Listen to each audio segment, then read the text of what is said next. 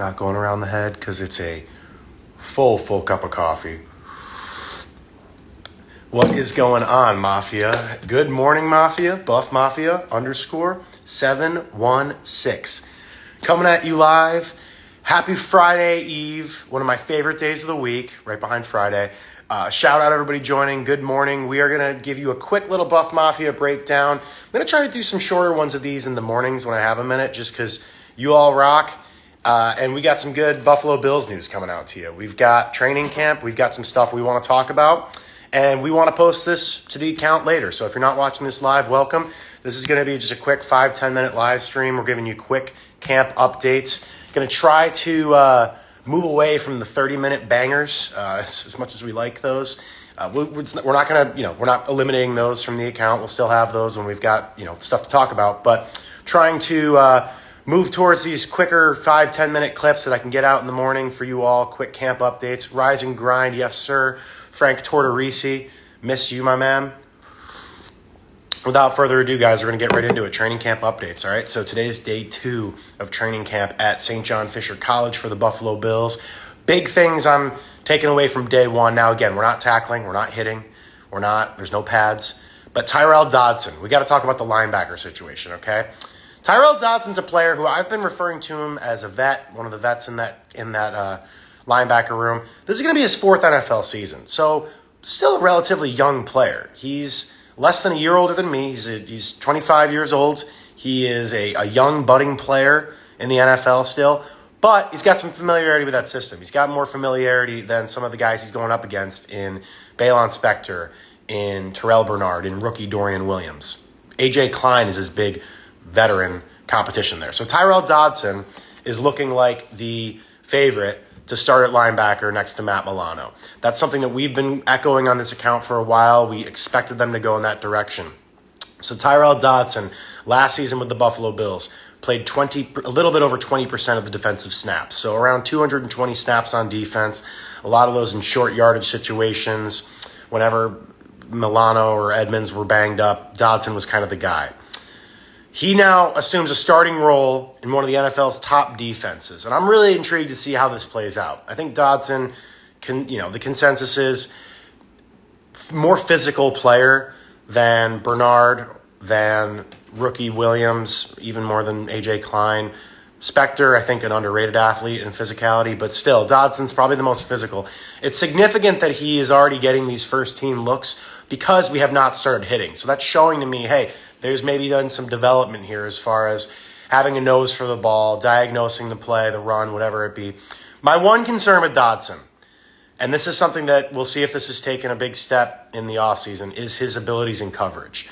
And this is just looking at the stats. He allows around a little bit under a 100 passer rating to opposing quarterbacks who enjoy around an 80% completion percentage when targeting Dodson in coverage.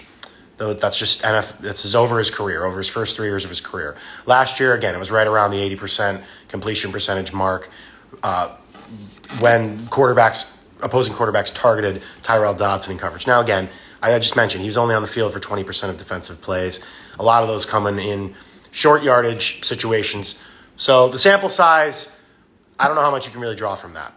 It'll be interesting to see if week 1 against the Jets, if Aaron Rodgers is looking for his tight ends over the middle and he's particularly attacking Dodson. It'll be interesting to see if that, again, we're still a month and a half away. I know I'm jumping the gun here as far as the season, but it's going to be interesting to see. If you're just joining, welcome. Guys, we're going to do quick more 5-10 minute live streams in the mornings of camp when I've got a minute. I can't promise every morning, but we'll also post it to the account. Welcome if you're just joining. What's going on, Grandma? Love you. So the linebacker position and Dodson. It's going to be interesting to see how that kind of all unfolds. If he keeps a hold of that starting spot, it's looking like he will. Next competition I just want to touch on really quick, and then we'll wrap up in a minute, guys. Again, these are going to be quicker live streams. We'll have them posted to the account, not so live. The cornerback 2 competition. So another one. Shout out BladesBuzz _716. We need daily Buff Mafia. Hey, man, during camp and during the football season, it basically is. But the cornerback 2 position, guys. All right, so we got to talk about that competition really quick.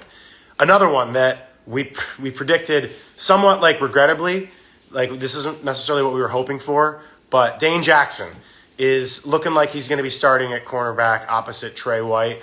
His biggest competition, a guy who we're kind of pounding the table for, is second-year player Christian Benford, who had the play of camp yesterday, picking off Josh Allen, stepping in front of Stephon Diggs on a route.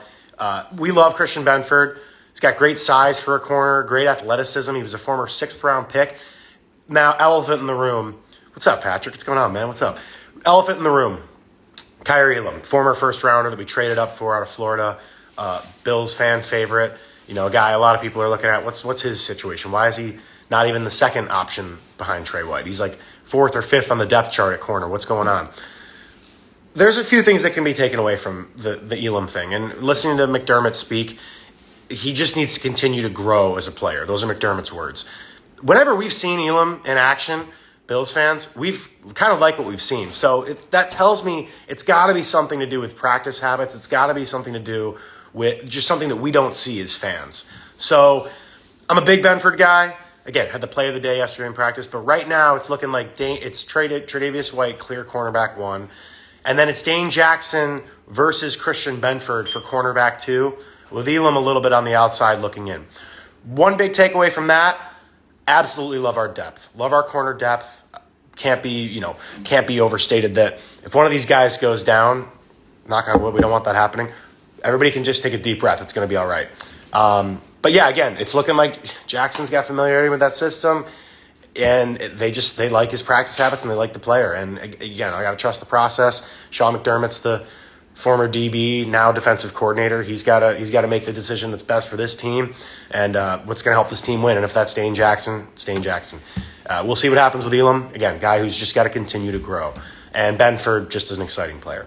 All right, guys, Buffmafia_716. A couple more quick updates. Again, if you're not following the Twitter, go follow the Twitter, YouTube. Quick shout-out, BladesBuzz_716. I think Sean McDermott is challenging him to step up. Talking about Elam. Comment from our Sabres account. Shout-out, BladesBuzz_716. Definitely follow that if you're not already. And yeah, I'm with you. I think it's definitely a test with Elam. Former first-round pick. They're not going to just give him the job. Guys, everybody rocks. Let's go, Bills. Training camp updates on the way. If you did not see our post from yesterday, we got you covered with all training camp updates. We're going to be either daily or every other day training camp updates, because I don't ever want to absolutely oversaturate you guys with this guy looked good in this one day of camp. Something. In the end of the day, that doesn't. Not everybody wants that every day, so I'm being a little bit cognizant and aware of flooding people's feed with updates that don't really matter in the grand scheme of things, but we are going to have you covered no matter what. I like that BladesBuzz_716. Never too much. Never too much. That's what we got the Instagram story for. We load that up with stuff. You're never going to have a shortage of content there. And again, we'll have you covered with updates. Obviously, anything huge that's getting posted right away. But yeah, you guys rock. Buffmafia_716. Take it easy, everyone.